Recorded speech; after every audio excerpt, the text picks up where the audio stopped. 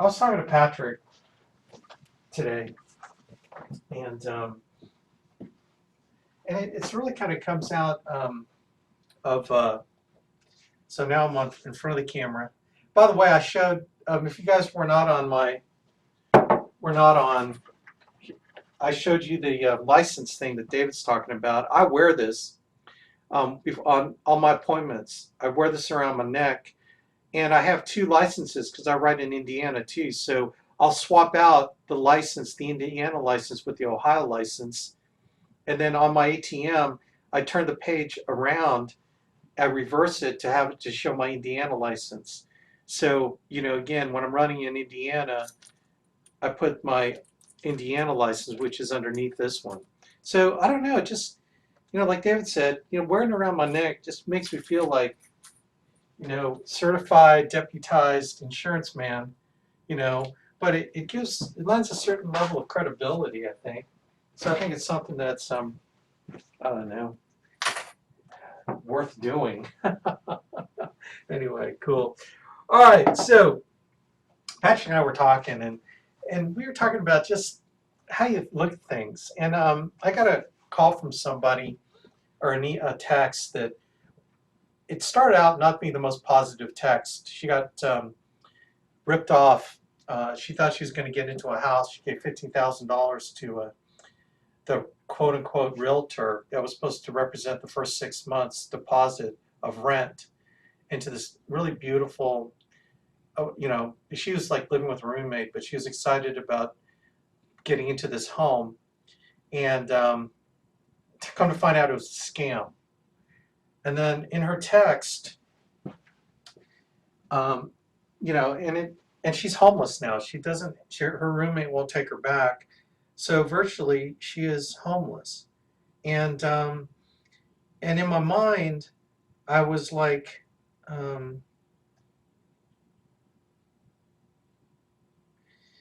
okay, so she says here, and I love this, after explaining this to me, I'm going to the courthouse this morning to talk to whoever will listen to me, and believe me, I'll get someone to listen. I need to, quote unquote, man up and start selling policies, as that is the only thing that will help get me out of this mess. I know that. It's like I have the 11th commandment. 11th commandment is thou shalt not fooleth thyselfeth.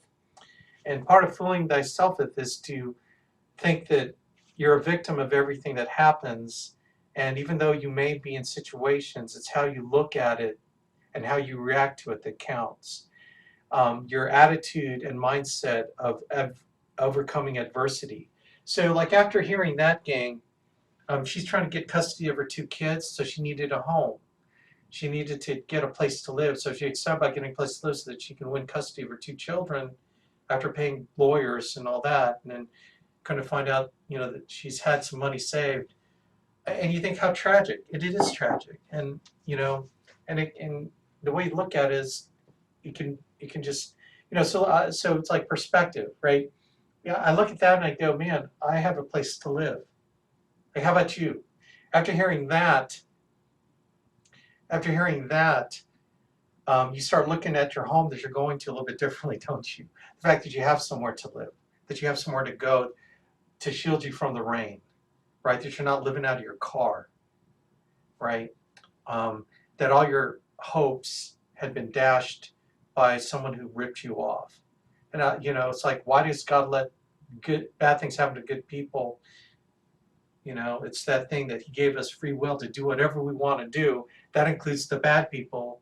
But in the end, it's how do you react to it and how God will bless you because you'll have faith.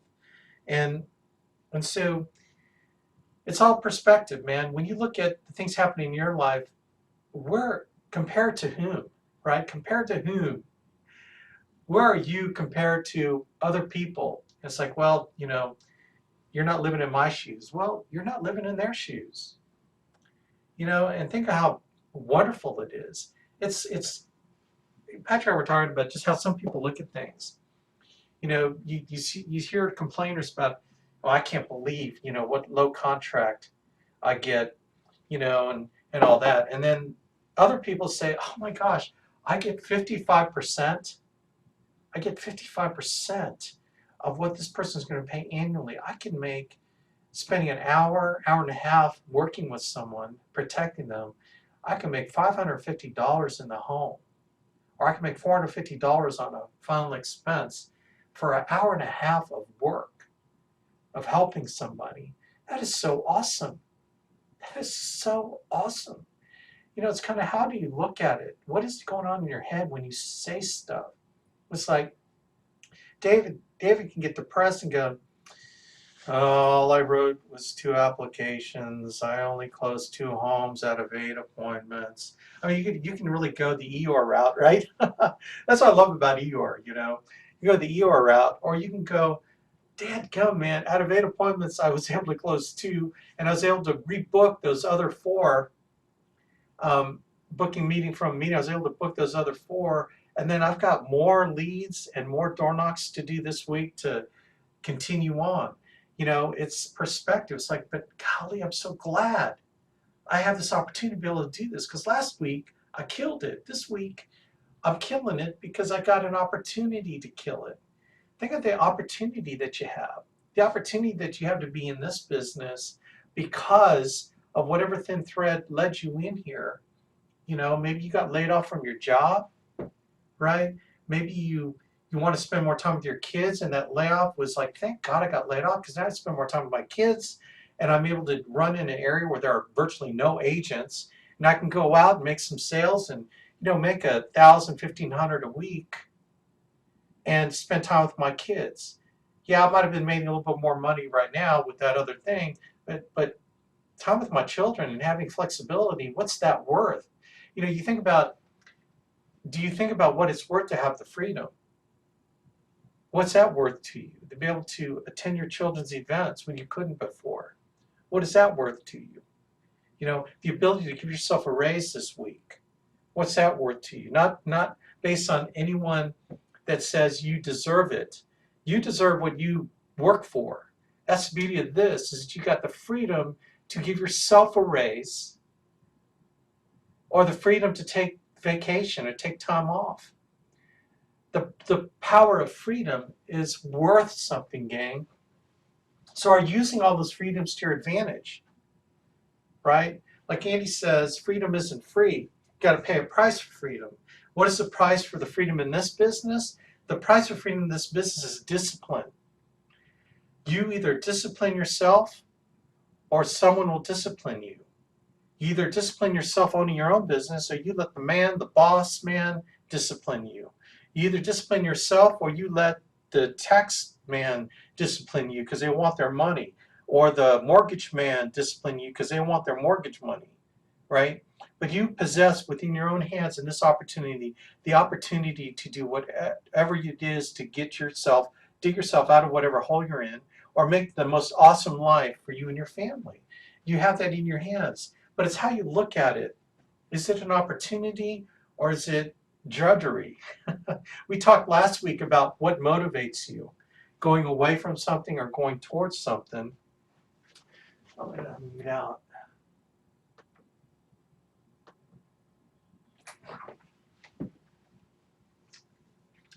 So we talked last week about the motivation and how to sustain that, going after something that fulfills you, that means something to you, right? And maintaining the road, the path, is the work and discipline. So the discipline is the price you pay. Are you willing to discipline yourself to get there? All right. Now, the discipline is the hardest thing in this business, trust me. And to maintain the discipline is the hardest thing to get there. You know, and you have to create the habit of discipline. But no matter how disciplined you are, what opens the pathway for discipline is the mindset and attitude and how you think about things and your self-image. In this business, and I've seen it many times, that you can't out-earn your self-image. I've seen people, like I was talking to Bill Buck's guy. Bill, I talked to Matt yesterday. I don't know if Matt talked to you about it, but I was talking to him. He's a young kid, like really young. And what I loved about Matt is that he got out of high school early. He got his equivalence. In fact, what he did was, it was interesting. He said, I have nothing in common with these people in high school. I like things that they don't like. I just don't fit. So instead of dropping out, what he did was he entered Sinclair Community College early, and his credits he was earning towards his associates was counting for his high school degree. So by starting college early, he was able to finish his high school degree and earn associate credits. So in other words, he graduated one year, he got his associates the next year, and then he finished up at Wright State University and got his bachelor's the next year. So within 3 years, he graduated from high school, got his associates, and got his bachelor's. And I was like, oh man, you're cut from a bolt of a different cloth. And I said, here in this business, you have to be if you're 100% commission, right? I was so impressed, Bill, with this dude. And he's so young and malleable. But I told him the truth. I said, look, dude, you got to control this up here. You can do whatever you want. And I said, the reason why you will be successful is that you believe you can deserve it, that you deserve it. And see, the beautiful thing about a 21-year-old, I guess, is that he doesn't know any better. He hasn't been beat up like some of us that's older. We get beat down by life, and all of a sudden we develop these limitations of who we are and what we can be. He doesn't have any. In fact, he felt pretty good about getting 3 degrees in 3 years. And I said, you should be. And I said, what I love about you, Matt, is that you don't see anything as obstacles right now. I don't believe that you have a fear of success like some people, or fear of failure. Because fear of success, what's that? And it's like I almost didn't want to tell him, okay? Because it didn't compute. How could someone fear success? And I go, it's not the fear, it's not the success part, it's the fear that they will be successful and will they be able to sustain it. In other words, they don't feel like they deserve it. So if you come in at a level 5, let's say that on the self-image scale of 1 being the lowest self-image, the self-image of a turtle, and then 10, the self-image of, I don't know if you ultimately ever get to 10, but 10, sort of like Maslow's hierarchy of needs, that you become self-actualized, that you believe that you have a purpose in life and you're here and you're doing the purpose that God meant for you to do. And that every day, even though your self-image might be up here, actually, this is the self-image that God has for you. This is God's image of you, and you're pursuing His will and you're fulfilling your purpose that He's laid out for you. And everything you're doing is for that. And it's the happiest you'll ever be, in my opinion. So I told him you have a self-image up here, and then you've got the self-image of a turtle. And this is what Satan and the world tries to do for you, is it tries to convince you that you're not worthy, that you don't deserve anything. You don't deserve to be up here. And this is sort of the, the good versus evil. The evil part tries to beat you down, and we're trying to tell you that you can be up here at a 10. You're a kid of a king. You are worthy, right? But everything tries to teach you that you're not. So what are the things that beat your self-image down here? And by the way, your self-image, if it's a 1 or if it's a 3 or whatever, your income power will only go that high because you have these self-limitations of how you think what you deserve. You ever see situations where someone does better than they deserve, and then they do something subconsciously, typically, to knock them down? Golfers are like this. There are golfers out there, and you probably, if you ever follow golf, you see a guy who's like number 100 in the world, all of a sudden he's like winning a tournament, and then Sunday he starts bogey, bogey, bogey, triple bogey, and he knocks himself down to what he believes mentally his ability to be, right? It's this self-sabotage. It's the fear of success that they're performing beyond what they deserve, right?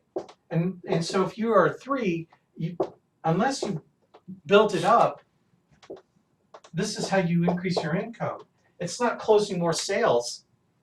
But Alex, logically, theoretically, if I close more sales, I will make more money. Logically, that's true. okay? But what I found in my, 20 plus years of being in business, that people knock themselves down over time. Remember, everything's over time. It's not the greatest thing you did this week. Show me what you do at the end of the month. Show me what you do at the end of the quarter. Show me what you do at the end of the year. And then I'll know how you have you sustained it. I'll know what your self-image is. Because your self-image, you raise your self-image, then your income goes up.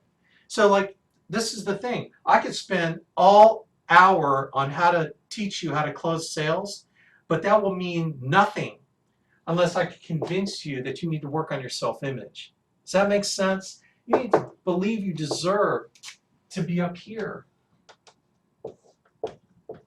This is where you're, let's say, an 8, right? Like, why is David Howell doing so well after being with us full-time 3 weeks and just getting started? Because I believe David's self-image is already up here.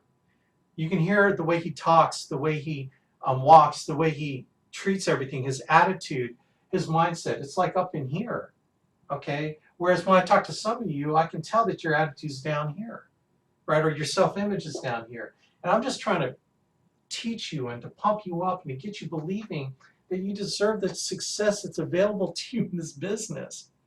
Remember I talked about the pyramid of ambition, that the top 3% will do 20,000 and above. Okay, the top 3%. Well, does that mean, and then it's like the 72%, they do 5,000 and below. Why is that, Alex? Well, some of it can be explained by new people getting started, and they get started and they start moving those cells up. What happens month after month is that I can tell that the people with a high self-image tend to be these people, and overall people with a low self-image tends to be these people. Or, you know, certain now part-timers that just want to do this part-time, they're down here. Okay, so I'm saying maybe a portion. So let's subtract those people out, and let's just say it's that many. So you got your part-timers, their goal is there, you know, and so it's these folks here that are maybe up here. That's all they think they deserve, even though they're full-time, quote-unquote full-time with us, whatever. You're saddled by your self-image. And so what, and there's many ways to look at it, like the law of the lid. So I forgot what the experiment was, but the law of the lid is this. If you put fleas in a jar and you put a lid on it, okay, they try to jump out, but they always bump up into the cover, the lid. And then when you take the lid off, what you're going to find is those fleas, they got bumped. They're only going to jump that high. They don't ever jump out of the jar because they've been conditioned to know that if they got bumped here and it hurts, you know, they jump up and bang, they get hit on the head. You know, I don't know what a bump on a flea's head looks like, but I'm sure it doesn't feel good. That you take the lid off and this is where they stay, right? Here's another analogy. Thank you, Patrick. Elephants, when they're little, what they do is so let's do the little pachyderm thing.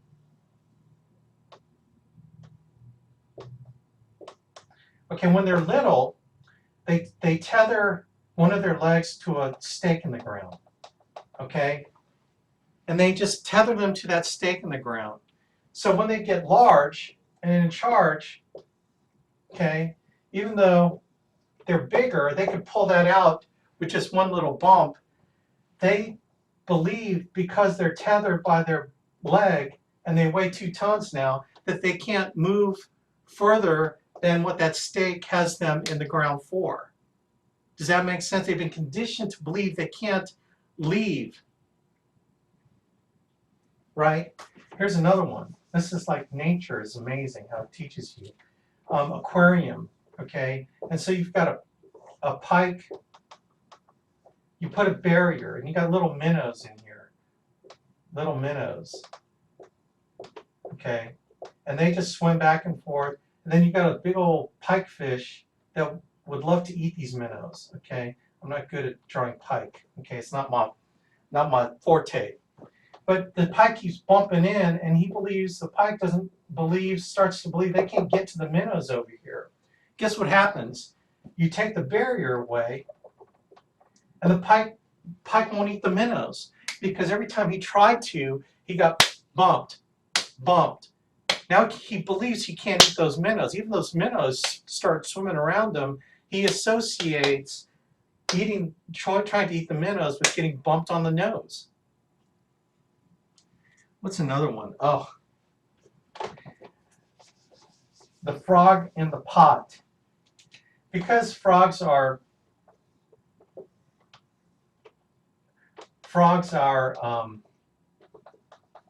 that's fire, and you got a frog.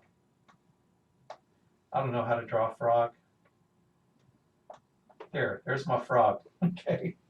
You got a frog in a pot and you start to boil it. Because he's cold-blooded, he adapts to the heat around him. And so the frog will sit in there until it starts boiling and he'll die. Right? He starts boiling until he dies because he's adapted to his environment.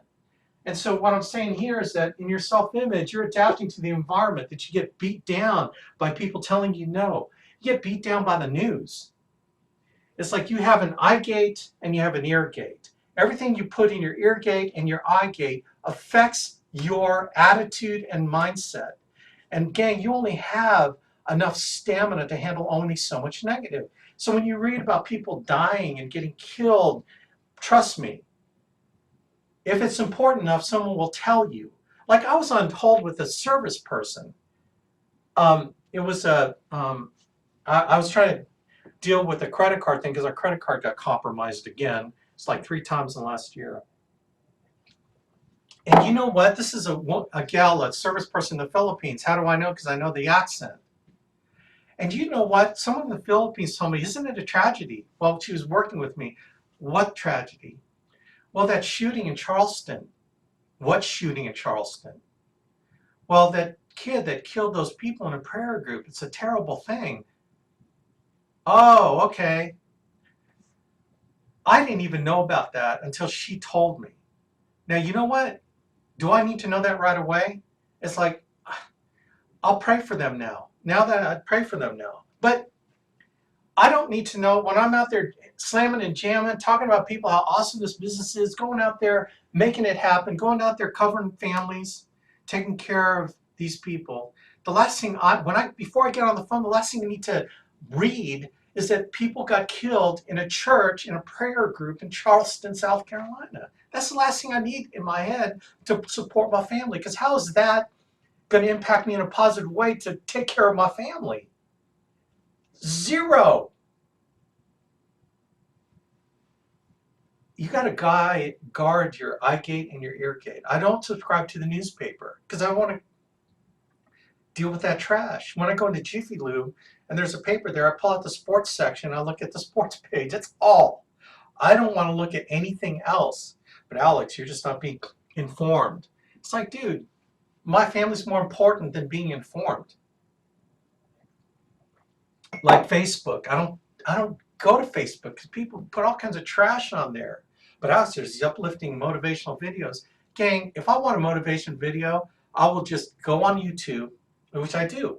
I go to YouTube and I look up Eric Thomas. He fires me up.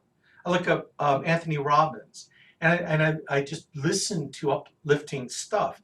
I plug in an MP3, like a TWC call or something like that. I want to put the good stuff in my head, so I'm constantly bombarded by people that are encouraging and uplifting my self-image. You know, another thing to help raise your self-image is books. So it's like MP3s, books, hanging around people, hanging with people that are where in life you want to be, the hotspot meetings, getting around the positive people at a hotspot meeting. Because sometimes you got some negatory Big Ben people out there that bring you down at a hotspot. Hang around the people that are fired up to be there. But let me get back to books. Now, I know a lot of you salespeople will probably tell me one of the first books you read or one of the most impactful books is Greatest Salesman in the World. which is a great book by Ogmandino. But have you read Greatest Miracle in the World? Greatest Miracle in the World by Ogmandino. This book rocks. This book helps you understand that you are deserving, that your self-image should be a 10, and you should believe that your self-image is a 10. Because in this book, look how thin it is. And it's kind of bad when you promote a book by how thin it is, but you know what? I just need to get you to read. So this will take you a couple hours on the ceramic throne, as long as your legs don't go numb. But maybe a couple sittings and you get this book done. This book is one of the best books for self-image. I love this book, Return of the Rag Picker. This, again, another thin book. There's another book called The Choice. The Choice, well, by Ogmandino. It's O-G Mandino, M-A-D-I-N-O. The Choice will rock your world. That just made me cry and cry and cry. So if you want to start working on the self-image, we don't promote self-image books like we should. And so I'm going to start, thank you, Patrick, again. I got to just get you to work up here that you deserve the success. And you need to read these books, man. Greatest Miracle in the World. Go down to Barnes and Nobles or whatever and pick this book up. It's like they probably have a bunch of copies there because it's a very popular book. And then The Choice. I would recommend The Choice. Read those two books. And don't tell me that The Choice didn't make you cry. Sometimes you need an emotional thing to pump you up to, to learn that you're a 10. God made you a 10. When you were born, you were a 10, right? But the world tells you you're not. And so you got to prevent all the people that try to bring you down and hang around the people that bring you up. Do the habit things that will bring you up. Go to hotspot meetings that will bring you up. Read books that will bring you up. Take the lid off. Get out, jump out of the boiling pot before it starts boiling. Take the lid off the glass so that you can jump out of the glass. Okay, we're giving you everything that is in your hands to take advantage of this awesome opportunity, which is our system. If you notice that the 18-player steps all around helping you create this self-image that you deserve to be a winner in this thing. Okay, and the process of winning isn't winning all the time. The process of winning is winning one more time than you fail, getting up one more time than you fall down. Every time you get up, you're winning. But if you get beat down and don't want to get up and get beat down, you don't want to wait, you don't want to get up out of bed because you're so depressed, gang, I'm telling you what, that is the Satan telling you you don't deserve it. You got to, by sheer work, okay, we're talking sheer work and discipline, you got to work your way up here. You got to earn it. Because it takes years to overcome the negative. But how you overcome the negative is by putting positive in. You ever play the game where everyone has a half full glass of water? You got 10 people in a row.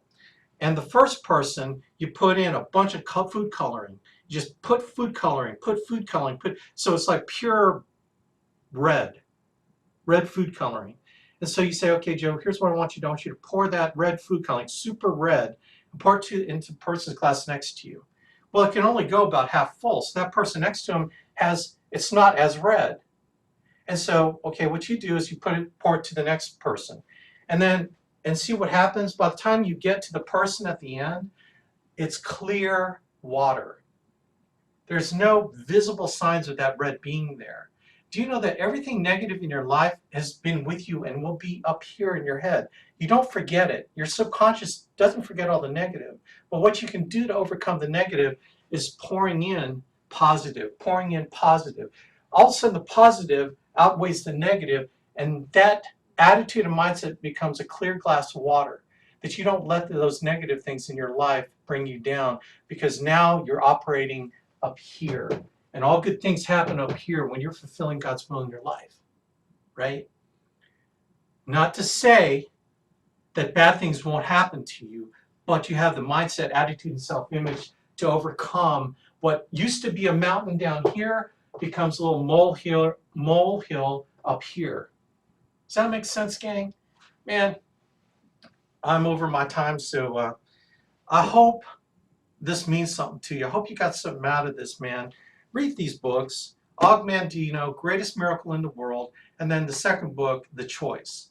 I'm empowering you to change your life right now. Get those 2 books and read them over the net by this Sunday. Okay, so your mission, Mr. Phelps, if you choose to accept it, the Impossible Mission Team, okay, this is the Possible Mission Team, is that you read these 2 books before Sunday. Tell me and then email me that you did it. So let's put in accountability. Email me that you read at least one of these 2 books by Sunday. You could get through both, but man, if you can read Greatest Miracle in the World, because man, this is too important. This is a lifelong thing here that will impact you forever. Remember, knowledge is residual only as long as you implement. So I'm asking you to implement. So that's my challenge to you, gang. All right, rock on, man. I hope this made sense. God bless. Take care. I care about you, man. Let's kick butt this week.